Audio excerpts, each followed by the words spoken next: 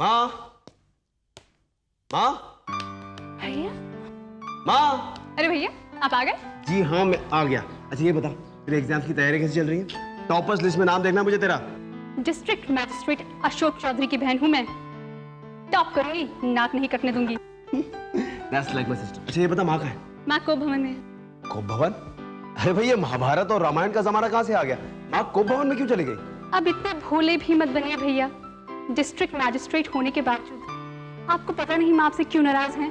इस बार उन्होंने ठान ली है कि आपकी शादी कराए बिना नहीं मानेगी। Oh my God, ये तो मुझे लगता है बहुत ही भयंकर गुस्सा है। मुझे लगता है मुझे ही माँ से बात करनी पड़ेगी। तो एक काम कर, तू मुझे कप कॉफी पिला दे, ठीक है? रुक रुक रुक। ये तो बता, माँ का कोप भवन है कहाँ? माँ का कोप भवन आपकी लाइब्रेरी में है। Oh my God। माँ, माँ, माँ, लगता है बहुत नाराज है। देख माँ, 6 सालों से हम दोनों के बीच में रस्साकसी चल रही है। तू मेरी शादी करवाना चाहती है और मैं उससे पहले अपनी बहन मीना के हाथ पीले करना चाहता हूँ। अरे तो कैसा डिस्ट्रिक्ट मजिस्ट्रेट है रे? जब तू अपनी माँ की फरियाद पूरी नहीं कर सकता तो इस गरीब जनता की फरियाद क्या सुनेगा? अरे माँ, ऐसा मत बोल। कहीं अगर सरकार ने ये बात सुन ली तो मेरा ट्रांसफर फौरन रुकवा देगी। क्या फिर से तेरा ट्रांसफर हो गया? हाँ माँ, मेरा ट्रांसफर हो गया भवानीपुर। सरकार तुझसे इतनी नाराज है कि पिछले 3 सालों में 2 बार तेरा ट्रांसफर हो गया। अरे नहीं माँ, सरकार मुझसे नाराज नहीं है, बल्कि ये तो मेरी एफिशिएंसी है कि जिस जिले में भी इंतजाम काबू से बाहर हो जाते हैं, सरकार फौरन मेरा ट्रांसफर वहां कर देती है। तो ये तो याद होगा ना, जब हम यहाँ आए थे, क्या हाल थे यहाँ के अमन चैन के? अगर तेरा इसी तरह से ट्रांसफर होता रहा तो तेरी माँ को अमन चैन कब मिलेगा? ये तो तू जानता है ना, मैं बहुत परेशान हूँ तेरी शादी के लिए, लेकिन तू हर बार कोई ना कोई नया बहाना बना देता है और इस बार मीना की शादी का बहाना बना दिया। नहीं नहीं नहीं माँ, ये बहाना नहीं है, सच है। अच्छा देख, अब ये सारी बातें छोड़, मुझे भवानीपुर जाना है, बहुत सारी तैयारी करनी है। जानती है माँ, भवानीपुर एक बहुत ही पुराना इलाका है जहाँ सब कुछ पुराने तरह से चल रहा है। वहाँ जाकर भी मुझे सब कुछ ठीक ठाक करना होगा। क्या ठीक ठाक करना होगा भैया? मीना, तेरे भैया का ट्रांसफर हो गया है। क्या मतलब? मतलब फिर से हमें झोला कमंडल लेके यहाँ से भी जाना पड़ेगा? नहीं, फिलहाल नहीं। अभी तो सरकार ने टेम्पररी बेसिस पे मेरे वहाँ रहने का इंतजाम किया, एक सर्किट हाउस में।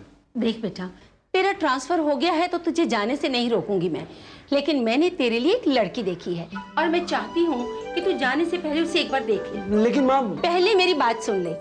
मैं तुझे लड़की की तस्वीर भी दिखा सकती थी, लेकिन नहीं दिखाई, क्योंकि मैं जानती हूँ तू एक बार उस लड़की को देख लेगा ना तो देखते ही पसंद कर लेगा। देख माँ, इस समय मेरे जहन में सिर्फ भवानीपुर है। भवानीपुर की समस्या है, वहाँ जाकर एक बंगला मिलते ही तुम दोनों को बुलाना है। तो ठीक है, फिर तू भी सुन ले, मैं तब तक यहाँ से नहीं निकलूंगी जब तक तू उस लड़की को देख नहीं लेता। देख माँ, ये सब कुछ बाद में देखा जाएगा, फिलहाल तो मुझे भवानीपुर जाने की तैयारी करनी है। तेरी जाने की तैयारी तेरी माँ करेगी, क्योंकि अभी तक तेरी माँ रिटायर नहीं हुई है। ओह माँ, माय लवली माँ।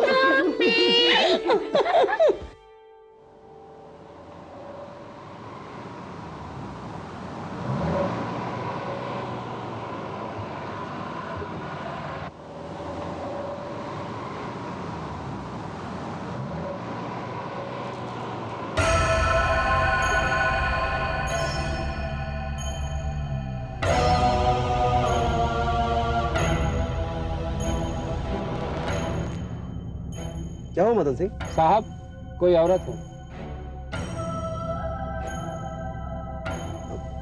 पता करो उसे कहाँ जाना है। रात का वक्त है, कोई मुसीबत ना हो। जाओ। जी साहब।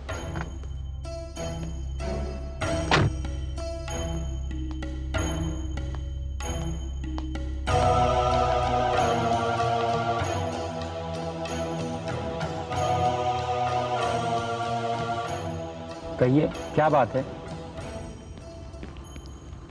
साहब, हमारी बस छूट गई है, भवानीपुर तक छोड़ दीजिए हमें। ठीक है, मैं साहब से पूछता हूँ।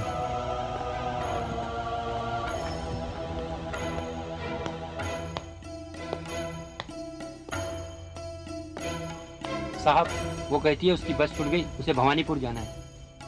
ठीक है, बिठा लो गाड़ी में। जी साहब। आप आ जाइए।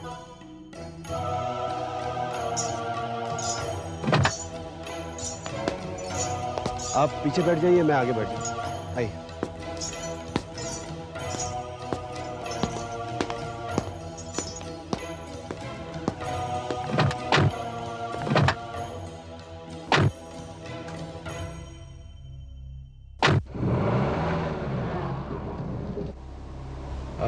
आपको कहाँ उतरना है बता दीजिएगा।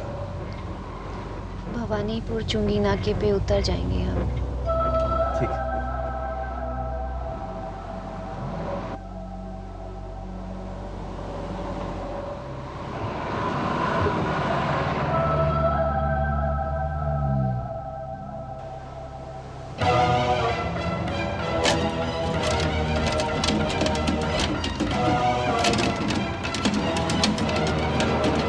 क्या हुआ मदन सिंह? ये देखता हूँ।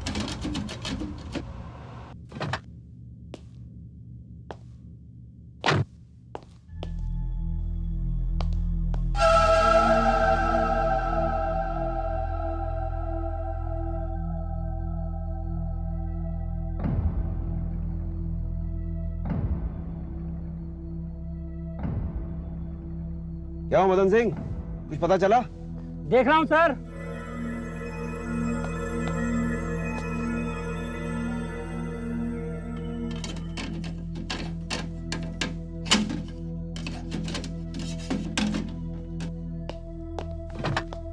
क्या हुआ था मदन सिंह, सब कुछ ठीक है ना? कुछ नहीं साहब, भड़गाड़ में कुछ अटक गया था। ठीक है चलो।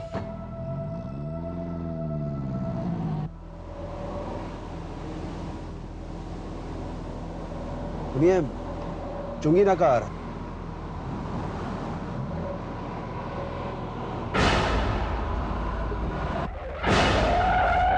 क्या हुआ मदन सिंह?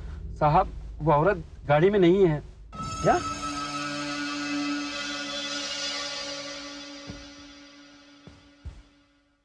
मुझे लगता है जब तुमने रास्ते में गाड़ी रोकी थी वहीं उतर गई होगी। अजीब होते हैं ये गांव के लोग। तुम चलो। जी साहब।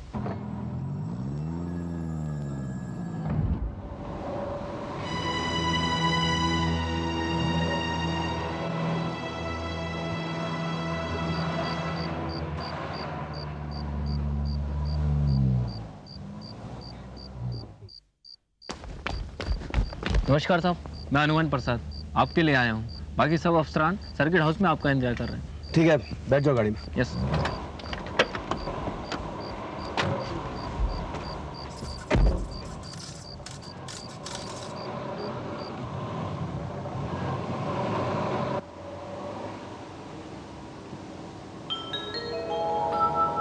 सर ये फूल। Oh, thank you so much. Sir ये मैं नहीं लाया, यहीं पे पड़ा हुआ था।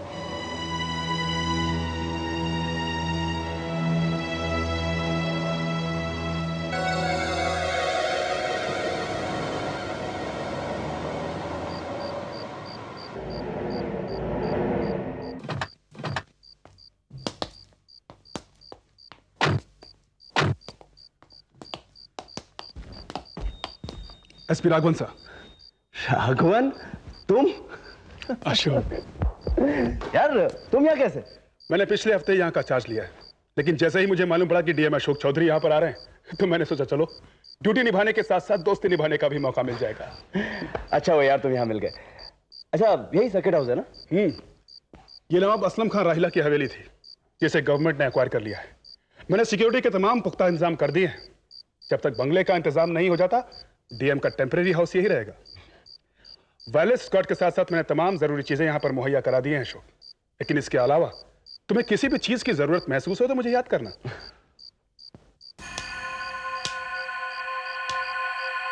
हुजूर आदाब।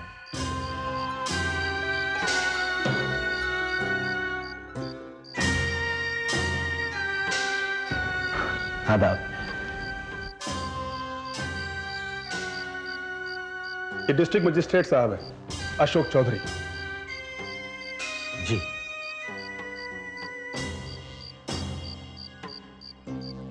खादिम को खादिम हुसैन कहते हो।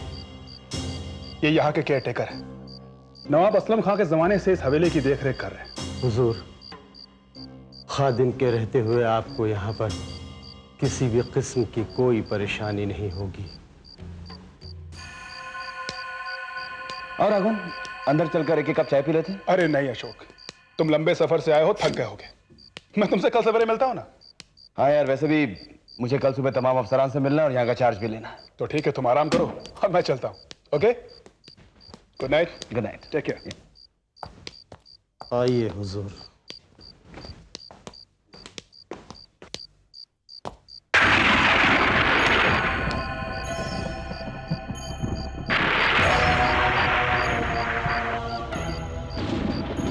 हुजूर, लगता है आज मौसम भी आपका इस्तकबाल कर रहा है।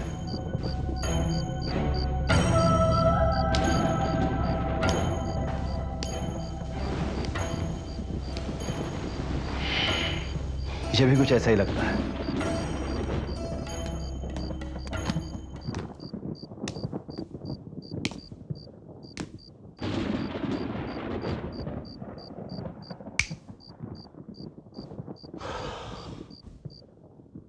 हुजूर, यह है आपकी आरामगाह।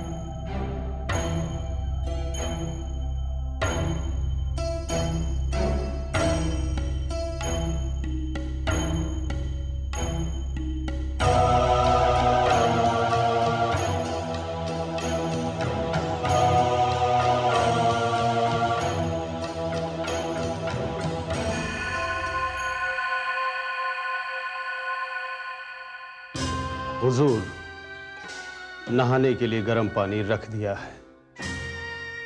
जब तक आप तैयार हो मैं खाना लगवाता हूं, और अगर हुजूर की कोई खास ख्वाहिश हो तो जरूर हुक्म करें, खादिम इंतजाम कर देगा। खादिम मियाँ, आज तो आप जो कुछ भी खिलाएंगे वही खा लेंगे। पसंद और नापसंद की जंग बाद में शुरू होगी। जैसी हुजूर की मर्जी।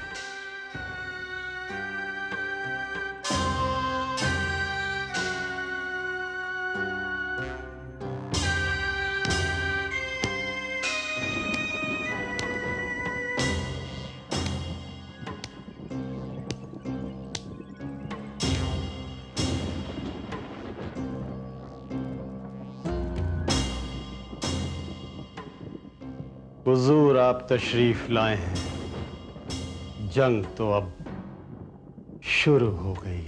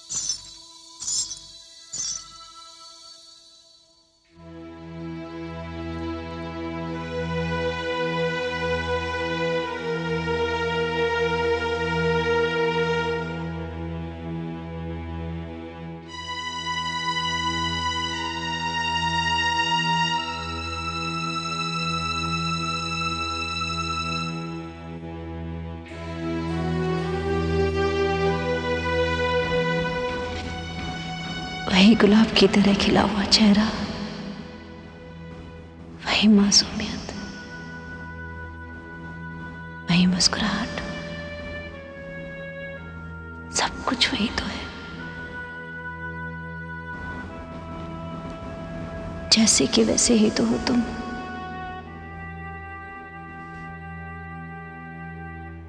पता नहीं तुम्हें इस बात की खबर है या नहीं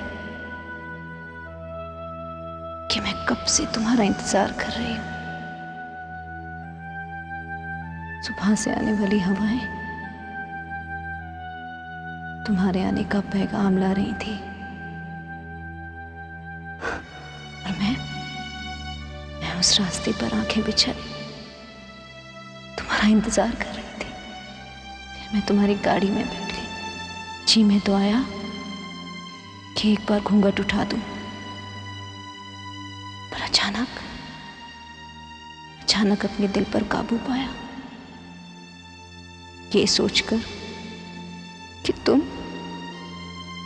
अब पहले वाली किशन नहीं रहे। लोग कहते हैं कि तुम इस जिले के बहुत बड़े मालिक बन गए। पता नहीं तुम्हें मेरी याद है भी या नहीं, पर अब तुम आ गए हो तो मैं तुम्हें सब कुछ याद दिला दूंगी, सब कुछ।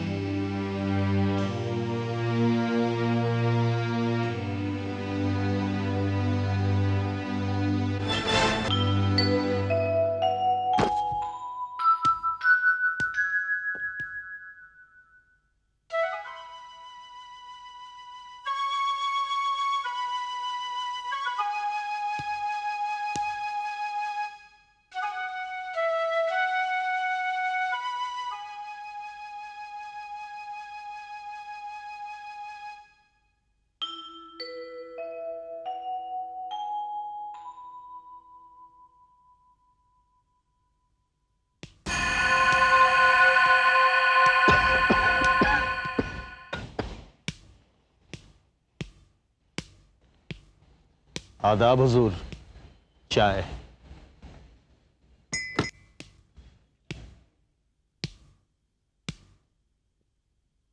रात कैसे गुजरी हुजूर?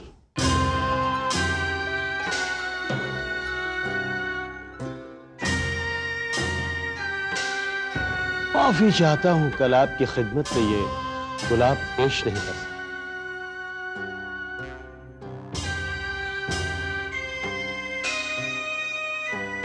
शुक्रिया।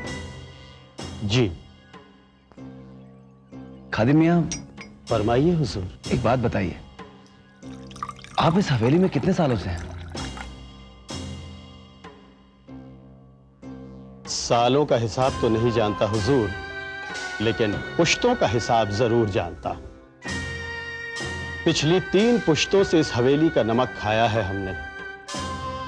मेरे मालिक नवाब असलम खान कर्ज के बोझ से दब गए और यह हवेली सरकार के कब्जे में चली गई। मेरे मालिक मुझे अपने साथ नहीं ले गए और सरकार ने मुझे इस हवेली की देख रेख के लिए यहां रख छोड़ा।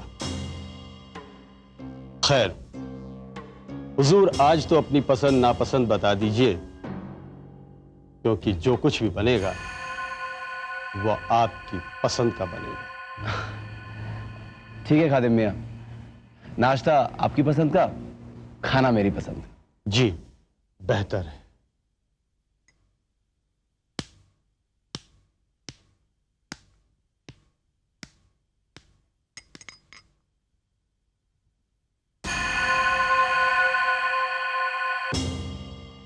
आपकी पसंद मुझसे बेहतर कौन जान सकता है? मैं भवानीपुर के तमाम अफसरान और कर्मचारियों का शुक्रिया अदा करता हूं कि आप लोगों ने इस तरह मेरा स्वागत किया।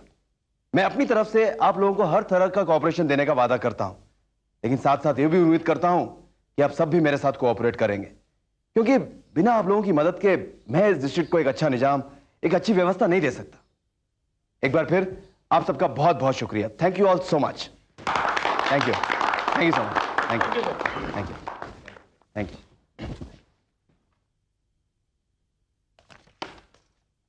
ओके अशोक, मैं भी चलता हूँ। अरे राघवन, तुम कहाँ चले? अगर तुम्हारे पास थोड़ा समय है तो मेरे साथ सकड़ा हो चलो ना। क्यों, कोई खास बात है क्या? वहीं चलो, वहीं चलकर बताऊंगा। Okay, let's move.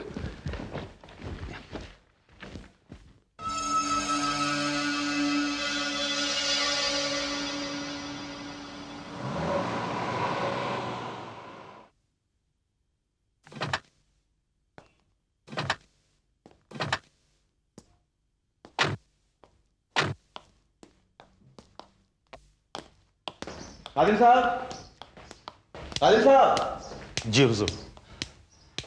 खादिम साहब, एसपी साहब तशरीफ लाए। आदाब हुजूर। आदाब। अच्छा सुनिए, ये हमारे साथ चाय पियेंगे और कुछ नाश्ता भी करेंगे। जी मैं इंतजाम किए देता हूं। आइए।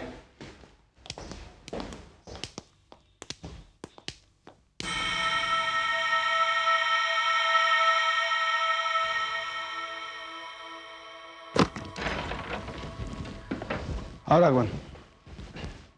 वाह, व्हाट अ रूम। बहुत ही शानदार कमरा है। अच्छा अब ये बताओ, तुम मुझे यहां क्यों लाए हो? राघवन यार, कल रात से मैं बड़ी उलझन में हूं। उलझन? अशोक, ये नई जगह है तुम्हारे लिए, हो सकता है तुम्हें रात में नींद ना आई हो। ऑन द कॉन्ट्ररी, कल रात को मुझे बहुत गहरी नींद आई। कल रात को मैंने... अच्छा यार, मेरे एक सवाल का जवाब दे। पूछो। ये पेंटिंग देख रहा है? Wow, what a nice painting.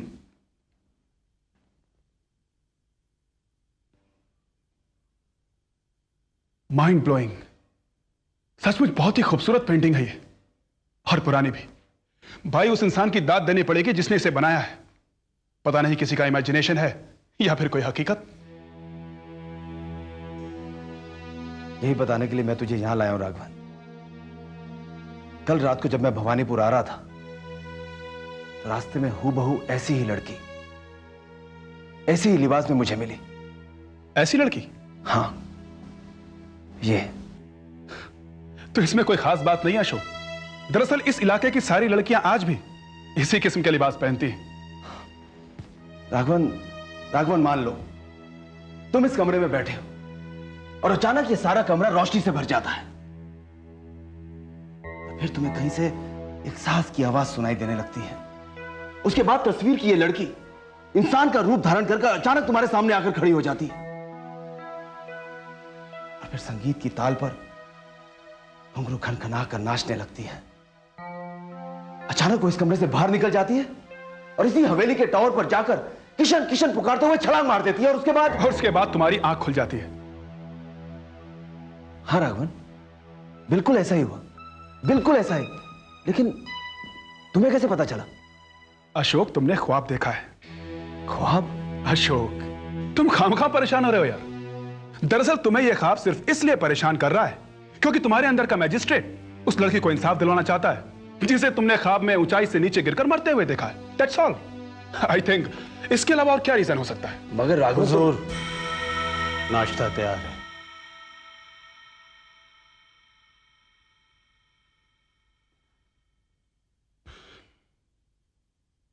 Ashok, इन सब बातों से बाहर निकलने की कोशिश करो। ठीक है, चलो।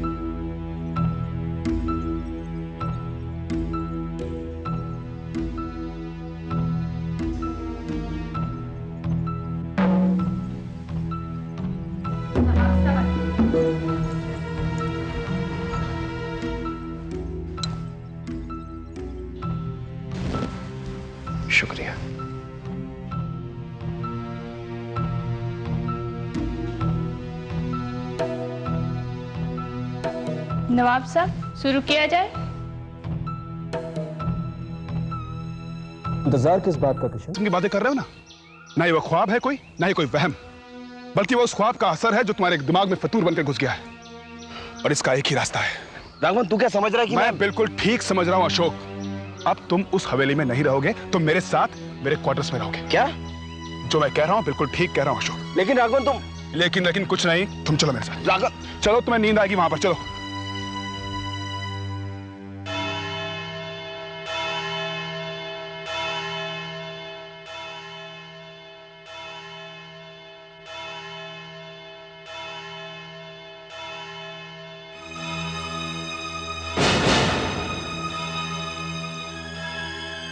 अशोक,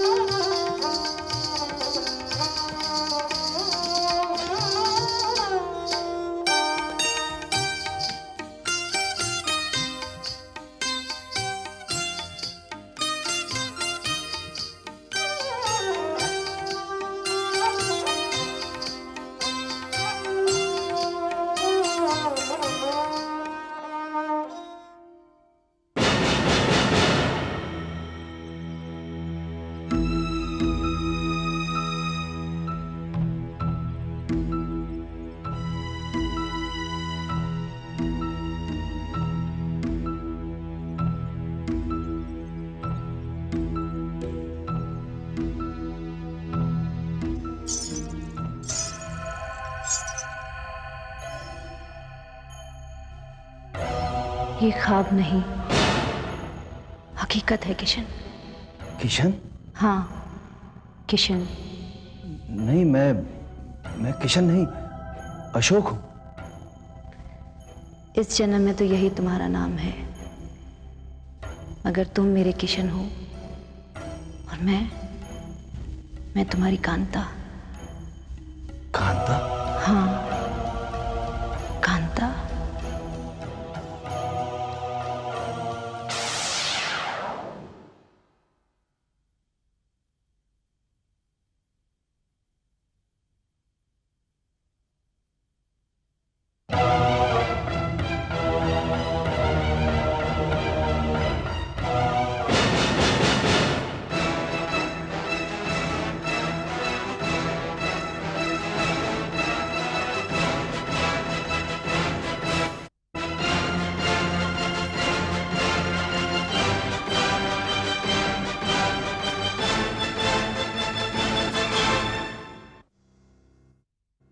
हमारा इस एपिसोड का प्रश्न है, अशोक का ट्रांसफर कहां होता है और वहां जिस हवेली में वो ठहरता है उसके मालिक और नौकर का क्या नाम है? प्रश्न 1, अशोक का ट्रांसफर कहां होता है और वहां जिस हवेली में वो ठहरता है उसके मालिक और नौकर का क्या नाम है?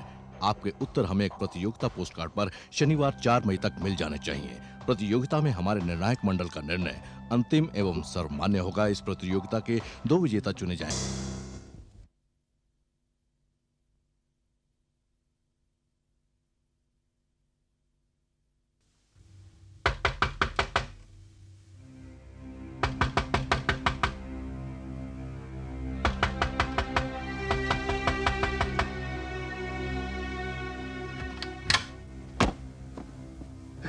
खादिम मियां। अरे हुजूर, आप इतनी रात को इस वक्त, खैरियत तो है?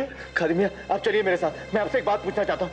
ऐसी कौन सी बात है हुजूर जो सवेरे तक आप इंतजार नहीं कर सकते? खादिम मियां, आप चलिए ना मेरे साथ, मैं बताता हूँ। आइए, जल्दी आइए, इधर आइए।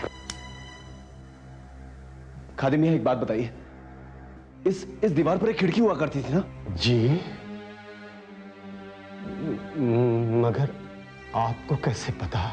देखिए खादिम मियां, मेरे सवाल का जवाब सवाल से मत दीजिए। जी, यहां एक खिड़की हुआ करती थी और उसके सामने एक खूबसूरत झील भी। उस खिड़की से उस खूबसूरत झील का नजारा किया जाता था, लेकिन न जाने क्यों इस हवेली के मालिक ने उस खिड़की को तोड़वाकर दीवार उठवा दी। हुजूर, मैंने आपके सवाल का जवाब दे दिया, अब आप मेरी बात का जवाब दीजिए। खादिम मियां, मैं आपकी सारी बातों का जवाब दे दूंगा। पहले आप मुझे ये बताइए, ये जो पेंटिंग है, ये पेंटिंग किसकी है? हुजूर, इस दीवार के ऊपर इस तस्वीर से पहले एक और पेंटिंग टंगी थी। अब वो पेंटिंग हवेली के माल खाने में रखी है और उस पेंटिंग में लड़की के चेहरे पर घूंघट नहीं था। हुजूर, खादिम मियां, मैं वो पेंटिंग देखना चाहता हूं। मैं जरूर दिखाऊंगा आपको हुजूर।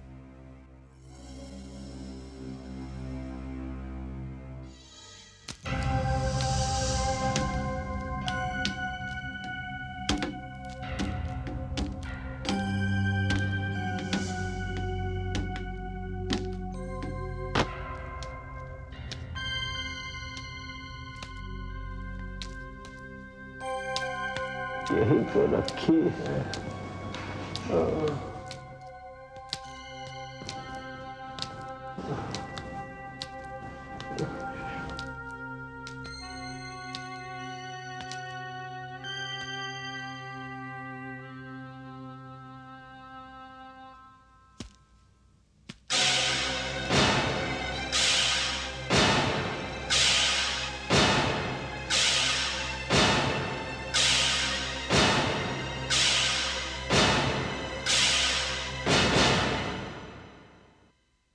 कांता?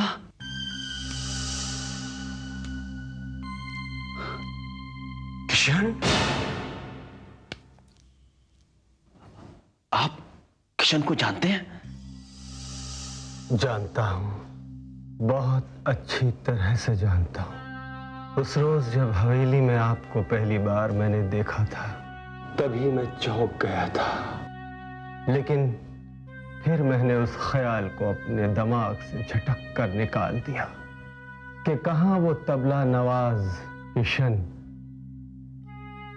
और कहां भवानीपुर के मजिस्ट्रेट साहब अशोक चौधरी।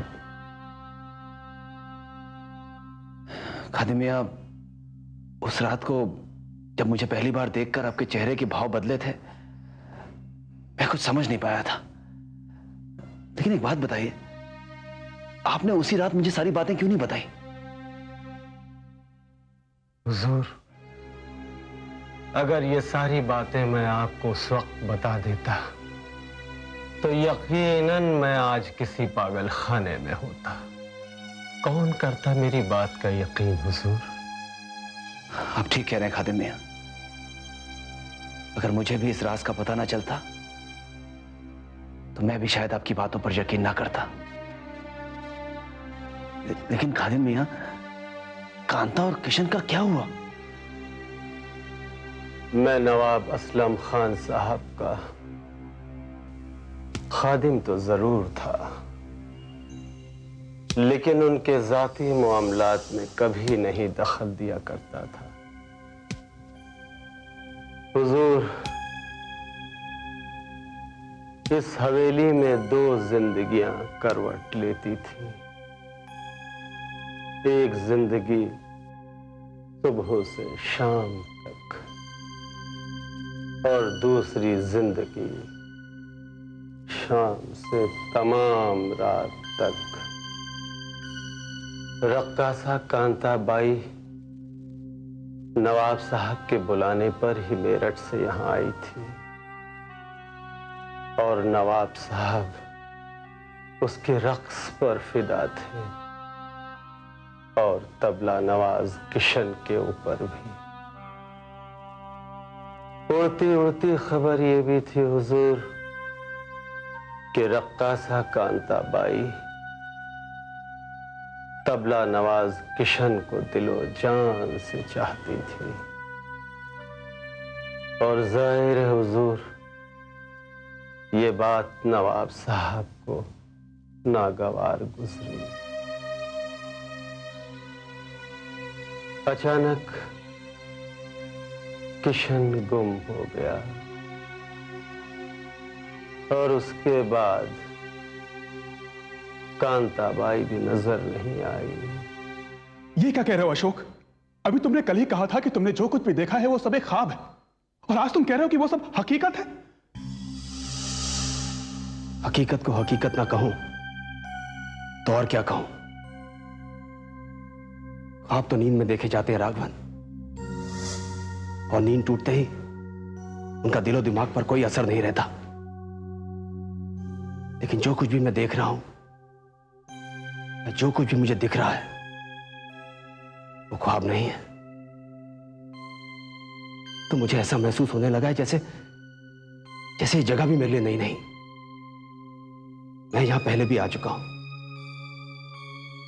शायद इसका ताल्लुक मेरे पिछले जन्म से है। Oh come on Ashok, what nonsense you are talking यार।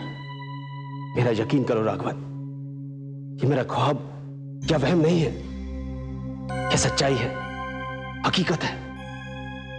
और इस बात की तस्दीक इस हवेली का पुराना मुलाजिम खादिम हुसैन कर सकता है। खादिम हुसैन? हाँ।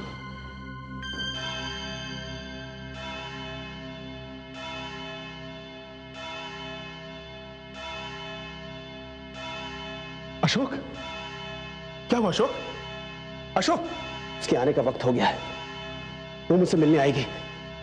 अशोक, लिसन टू मी यार। अशोक,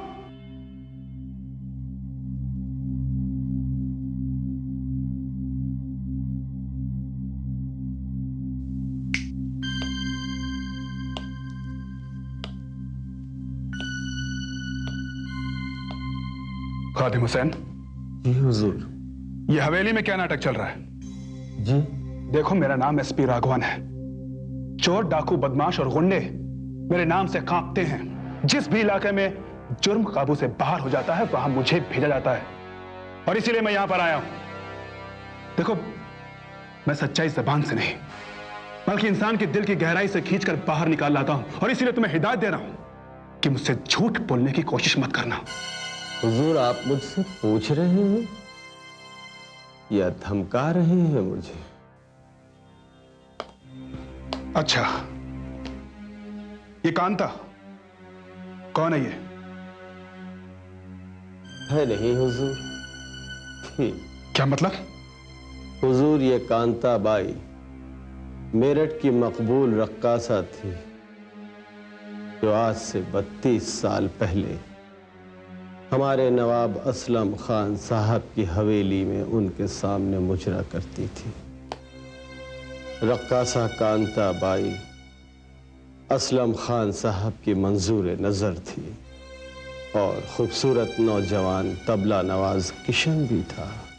तबला नवाज किशन और रक्कासा कांता के इश्क ने इसी हवेली में जन्म लिया था हुजूर। और अचानक एक रोज दोनों गायब हो गए।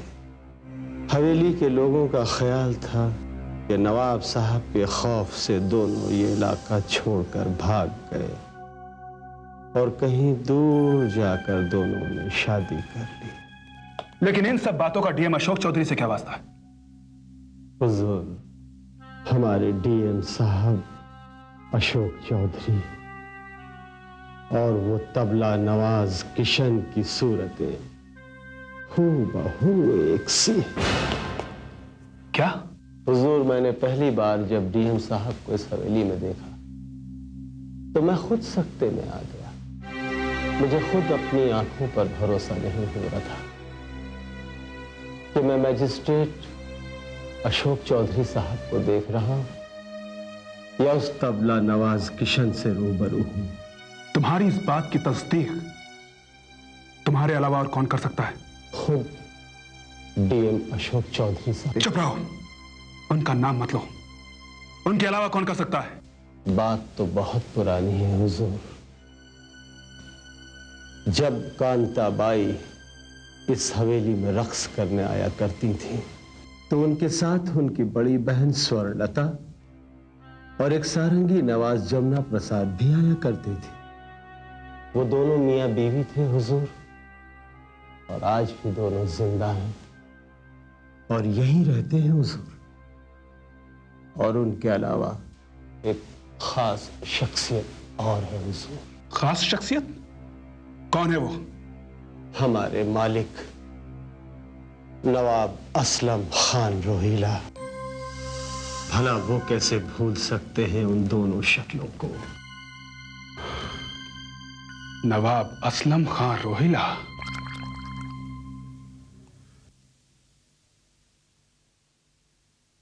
आप यहां? जी हां, मैंने अभी कुछ दिन पहले ही यहां का चार्ज लिया है। कुछ आपसे मुलाकात भी कर लूं? अच्छा। नवाब साहब, वो आपकी हवेली जो सर्किट हाउस है, अब वहां पर डीएम साहब का ऑफिस हो गया है।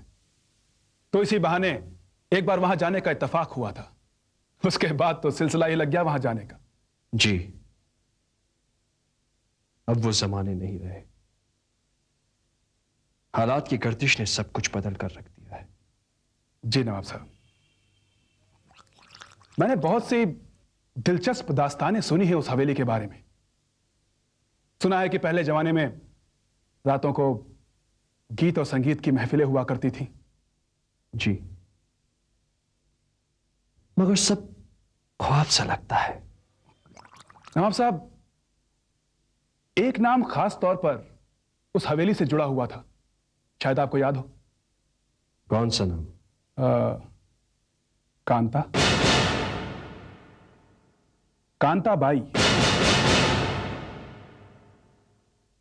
कांता बाई? जी हाँ, वो तो आपकी महफिलों की खास रकासा हुआ करती थी, ऐसा मैंने सुना है। आपको तो याद ही होगा। जी, कांता भाई, मेहताब जान, जीनत जहां और न जाने कितने नाम हैं। अभी अभी आपने याद दिलाया, वरना हमें तो कुछ भी याद नहीं रहा।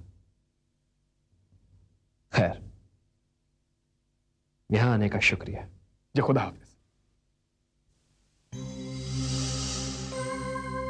खुदा हाफिज।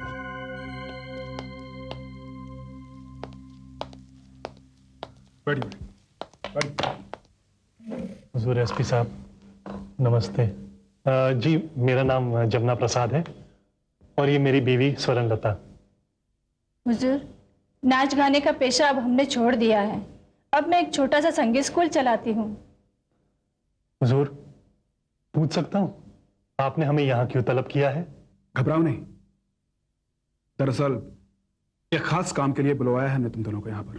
क्या खास काम है हुजूर?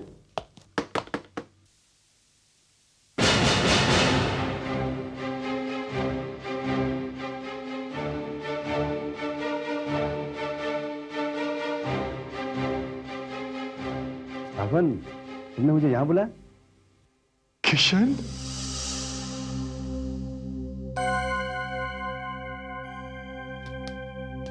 किशन, किशन, मैं स्वर्णलता, कांता की बड़ी बहन। मुझे नहीं पहचाना तुमने? और मैं जमुना, जमुना प्रसाद, सारंगी बजाता था।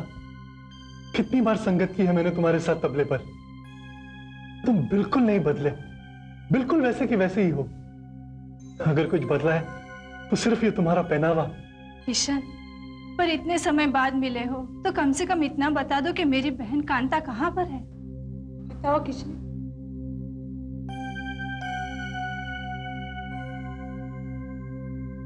चुप क्यों हो भैया? बताओ किशन। बताओ कांता कहाँ है? जिन्हें आप लोग किशन समझ रहे हैं वो किशन नहीं है, भवानीपुर के डीएम अशोक चौधरी साहब हैं।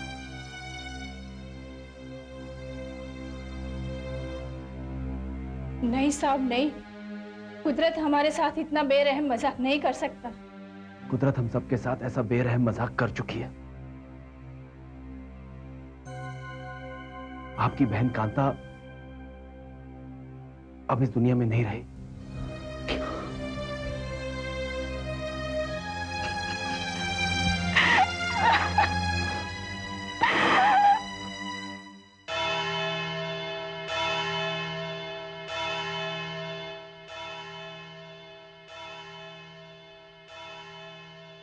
वहम हकीकत में बदल गया। तुमने खुद मेरी आंखों के सामने अपनी और किशन की मोहब्बत की दास्तान इस तरह रखी कि अशोक चौधरी का वजूद मुझे बेगाना से लगने लगा। कांता, आज मैं 2 दिनों से तुम्हारा इंतजार कर रहा हूं। अगर तुम नहीं आई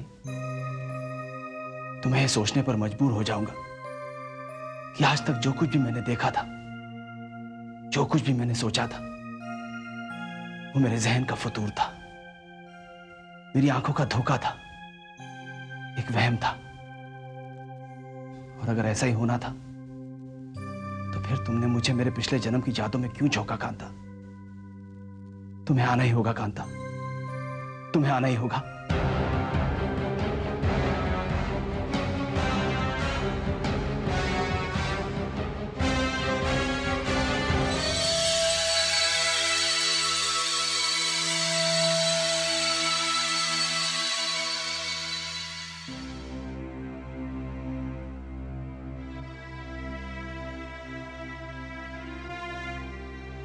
मेरे किशन, मुझे माफ कर दो। तुम जिंदा लोग रूहों की मजबूरियां नहीं समझ सकते। कांता, आज मैं तुम्हारी बड़ी बहन स्वर्णलता से मिला। उसने मेरे सामने एक ऐसा सवाल रखा जिससे मैं बहुत परेशान हो गया। वो मुझसे पूछ रही थी, मेरा मतलब है वो किशन से पूछ रही थी कि कांता कहाँ है। तुम्हारे किशन पर यह इल्जाम है कि वो कांता को भगाकर कहीं ले गया। मुझे तो कुछ पता नहीं, मुझे तो कुछ भी याद नहीं। लेकिन कांता, तुम तो एक आत्मा हो ना, तुम्हें तो सब कुछ मालूम है, सब पता है। मुझे बताओ ना, सच्चाई क्या है? यही तो बताने आई हूं। मुझे खुशी है इस बात की कि तुम्हें किशन की सच्चाई का एहसास तो हुआ। एहसास? ये हवेली तो क्या, भवानीपुर का चप्पा चप्पा याद आ रहा है मुझे।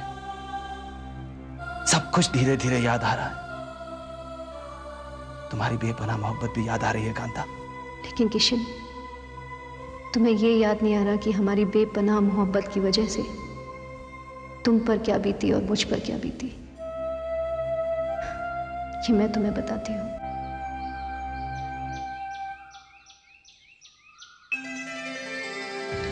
मेरे महबूब, सुनिए, मेरे किशन, सुनिए ना। पहरे इतने सख्त है कि देखिए, किसी के खत को ऐसे नहीं पढ़ा खौफ सा करते। बना रहता है।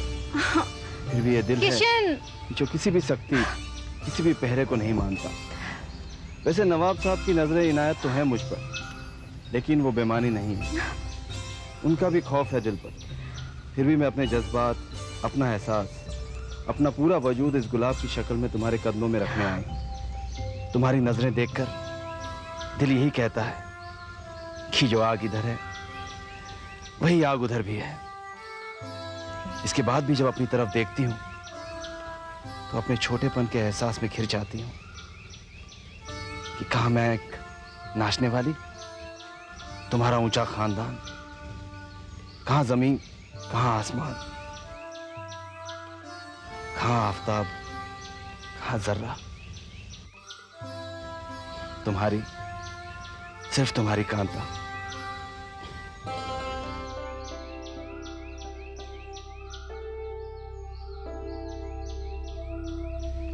आपके यहां चांद को जर्रा कहते हैं?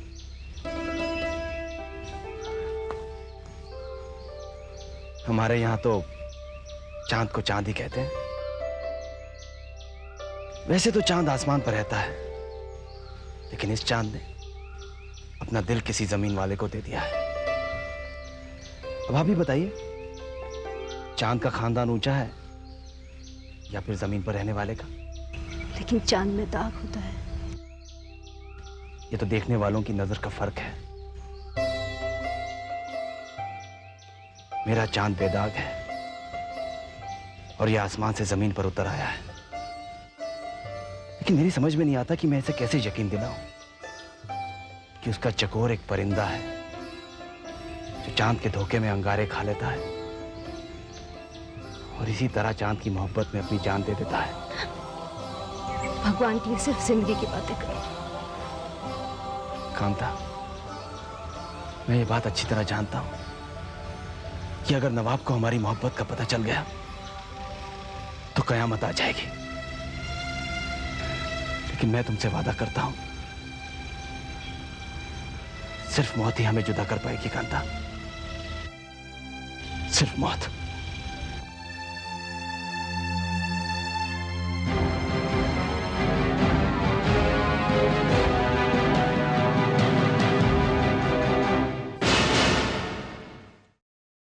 हमारा इस एपिसोड का प्रश्न है, कांता कौन थी, किस शहर से आई थी और उसकी बहन और बहन के पति का नाम क्या था? प्रश्न एक बार फिर, कांता कौन थी, किस शहर से आई थी और उसकी बहन और बहन के पति का नाम क्या था? आपके उत्तर हमें एक प्रतियोगिता पोस्टकार्ड पर शनिवार 11 मई तक मिल जाने चाहिए। प्रतियोगिता में हमारे निर्णायक मंडल का निर्णय अंतिम एवं सर्वमान्य होगा। इस प्रतियोगिता के 2 विजेता चुने जाएंगे।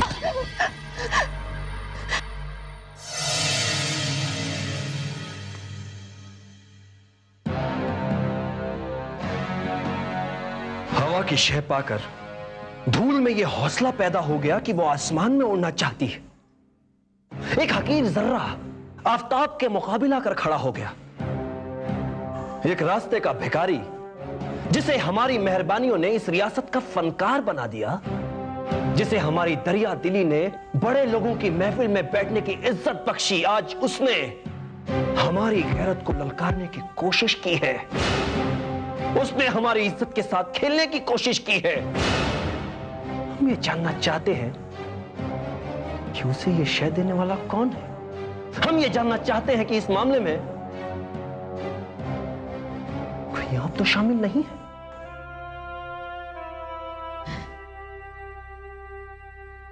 हुजूर नवाब साहब, आपका करम, आपकी इनायत,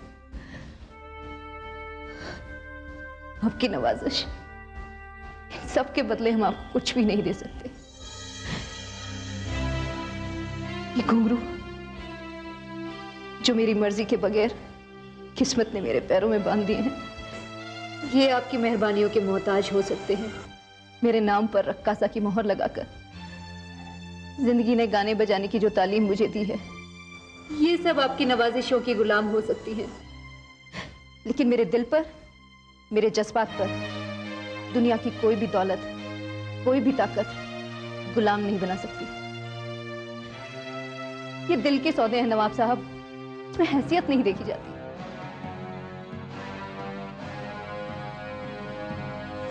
सच कहा तूने। हमने भी तेरी हैसियत देखी नहीं थी और अपना दिल निकाल कर रख दिया था तेरे कदमों पर, एक रक्कासा के कदमों पर। नहीं कांता, नहीं। हम आपको हुक्म देते हैं कि आज के बाद आपकी जबान से किशन का नाम नहीं निकलेगा। आज के बाद आपके एहसास में किशन नाम के शख्स का वजूद नहीं होगा। आज के बाद आपकी जिंदगी से किशन का नाम इस तरह से मिट जाएगा जिस तरह हवा के झोंकों से रेत पर लिखी हुई तहरीर मिट जाती है।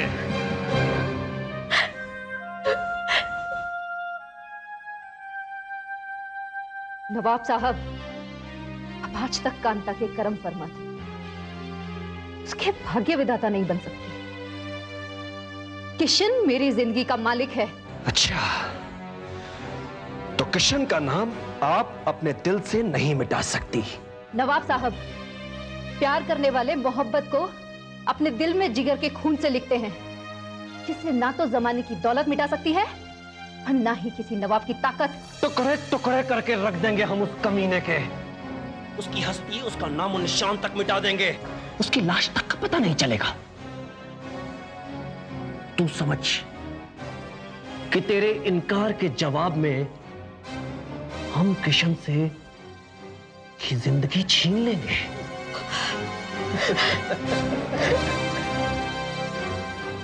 और हमारे खिलाफ आवाज उठाने की हिम्मत किसमें है?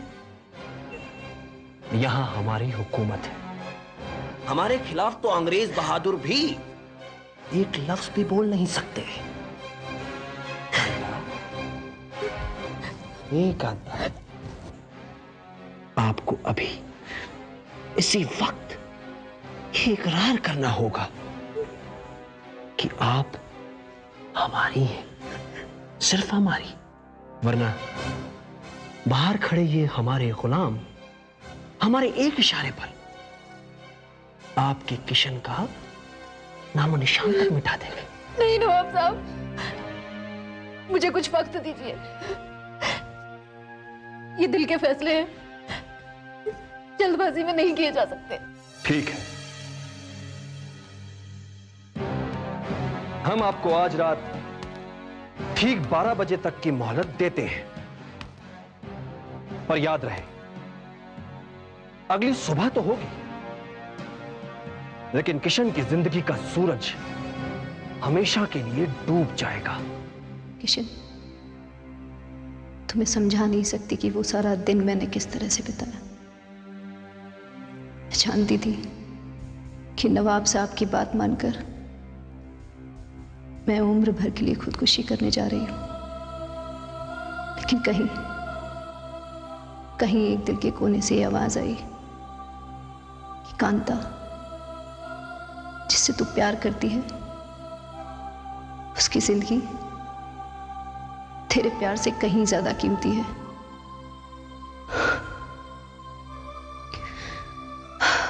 और इस तरह से प्यार हार गया और खौफ जीत गया। मुझे रात के 12 बजने से पहले नवाब साहब के पास जाना था।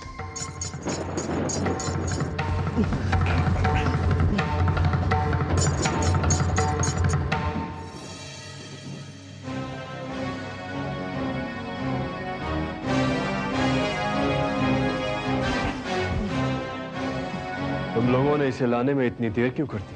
आप साहब, इसको काबू करने में बहुत वक्त लग गया। क्या हुक्म है? कहिए तो इसकी बोटियां छटका दें? नहीं, इसे सजा हम अपने हाथों से दें। हम चाहते हैं कि कांता के आने से पहले इसे मारकर इसे दफना दे।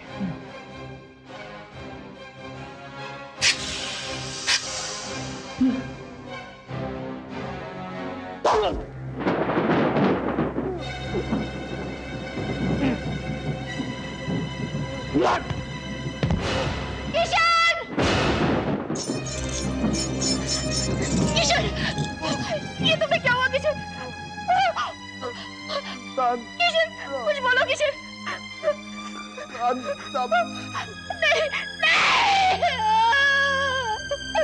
मैं मर जाऊंगी। मुझे छोड़ के नहीं जा सकते।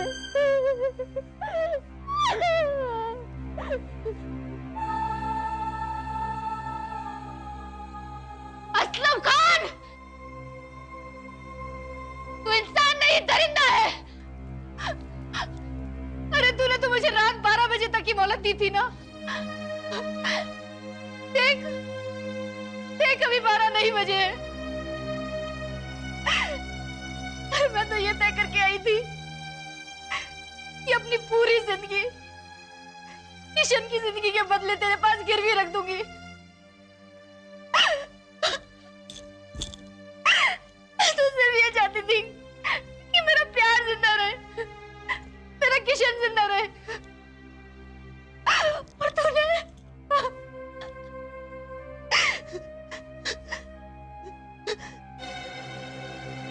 असलम, तूने जो करना था वो तूने कर दिखाया।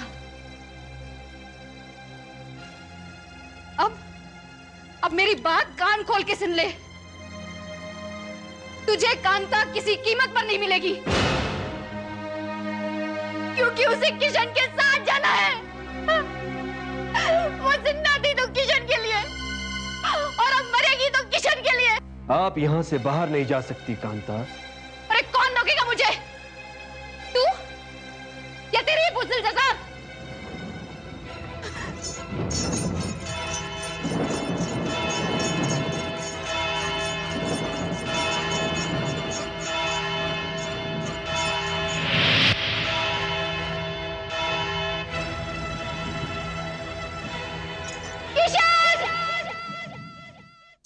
और इस तरह हम मिलने से पहले बिछड़ गए, लेकिन मिलन की प्यास अधूरी रही। मेरी प्यासी आत्मा भटकती रही तुम्हारे लिए। लेकिन जिसने हमें जुदा किया, जिसने तुम्हारा कत्ल किया, जिसने मुझे मरने पर मजबूर किया, वो जिंदा है अभी तक। तुम्हें इंसाफ जरूर मिलेगा कांता। नवाब असलम खान किशन का कातिल है, और उसकी वजह से तुम्हें भी अपनी जान देनी पड़ी। उसे उसके गुनाहों की सजा जरूर मिलेगी। हाँ, उसे उसके गुनाहों की सजा मिलेगी, तभी मेरी आत्मा को शांति मिलेगी। उसने मेरे प्यार को मुझसे छीना, मेरे महबूब को मुझसे छीना, और मरकर भी मेरी आत्मा भटक रही है। तुम बिल्कुल फिक्र मत करो कांता, वो मुजरिम अपने अंजाम तक जरूर पहुंचेगा।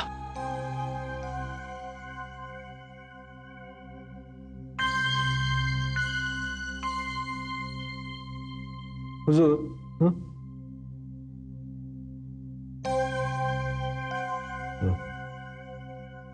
तुम जाओ यहां से। ठीक है।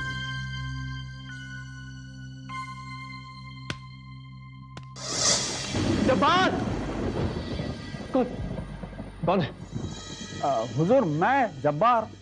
जब्बार, ये सब क्या हो रहा है?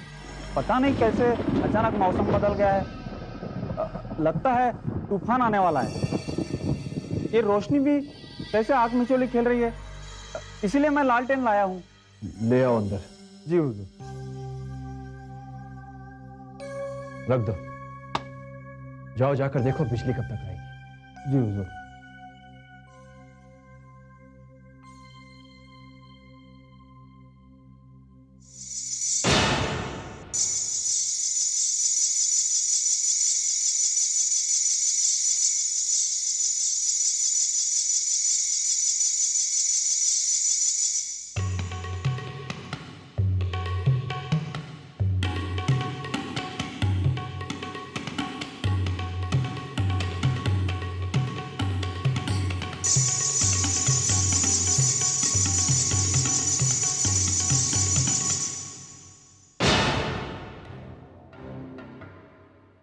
आदाब अर्ज है नवाब साहब। किशन। नवाब साहब,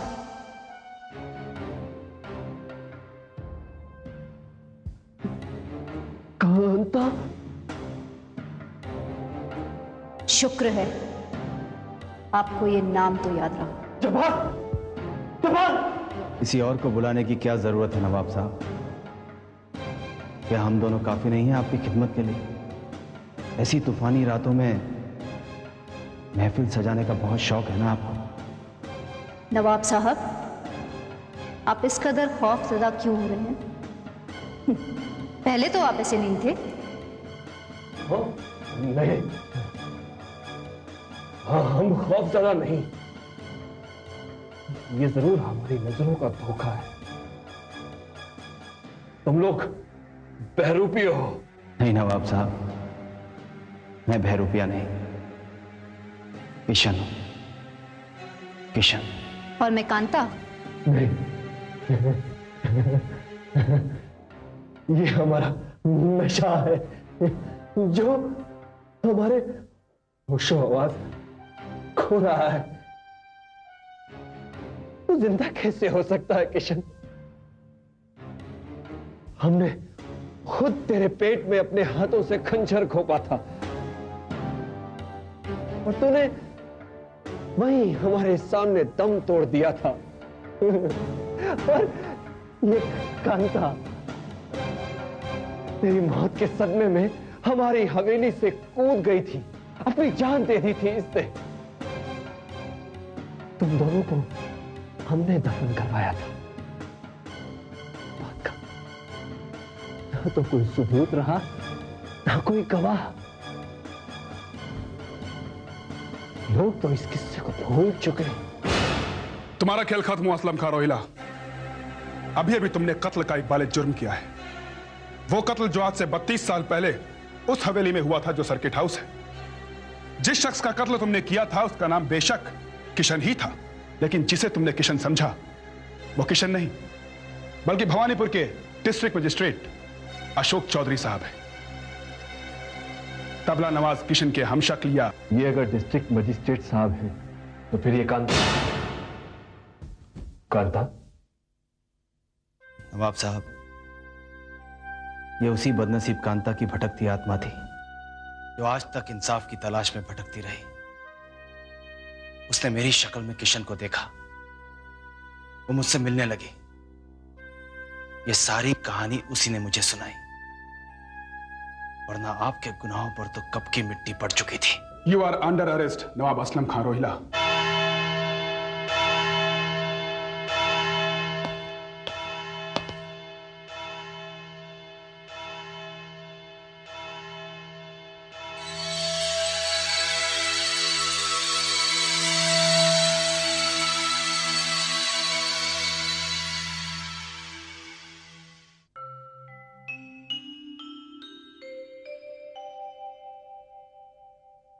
मुझे इंसाफ मिल गया किशन। अच्छा हुआ मेरी आत्मा शांत हो गई। अब मैं यहां नहीं रुक सकती, मुझे जाना ही होगा। हाँ कांता, इंसाफ तो हो गया। नवाब को उसके किए की सजा भी मिल गई, लेकिन तुम्हें तुम्हारा महबूब नहीं मिल सकता तब तक जब तक वो खुद एक आत्मा ना बन जाए या फिर तुम्हारी आत्मा को कोई शरीर ना मिल जाए। मेरे महबूब, मेरे किशन, प्यार करने वालों के साथ ज़माना लाख बेइंसाफी करे, लेकिन कुदरत उनके साथ जरूर इंसाफ करती है। हम जरूर मिलेंगे। कब और कैसे ये मैं तुम्हें नहीं बता सकती। मैं उस दिन का इंतजार करूंगा।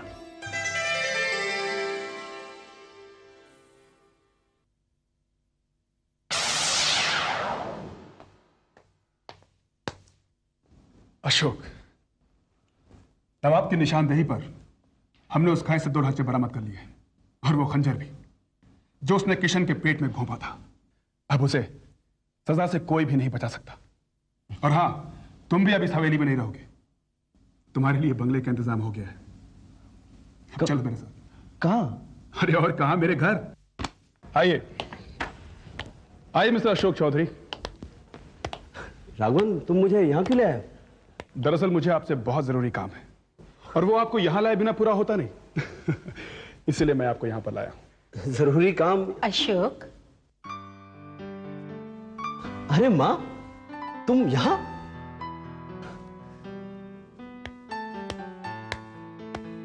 What a pleasant surprise।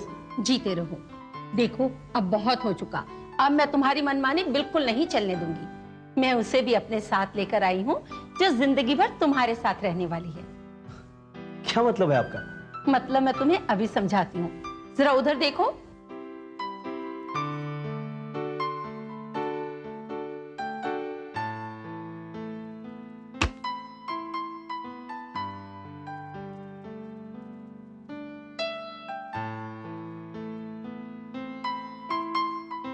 Please आइए।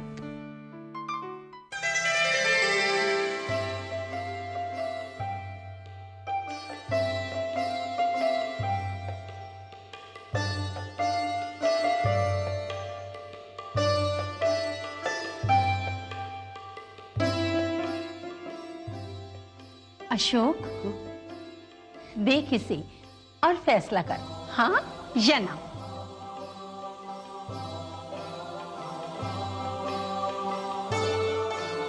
हाँ माँ, हाँ।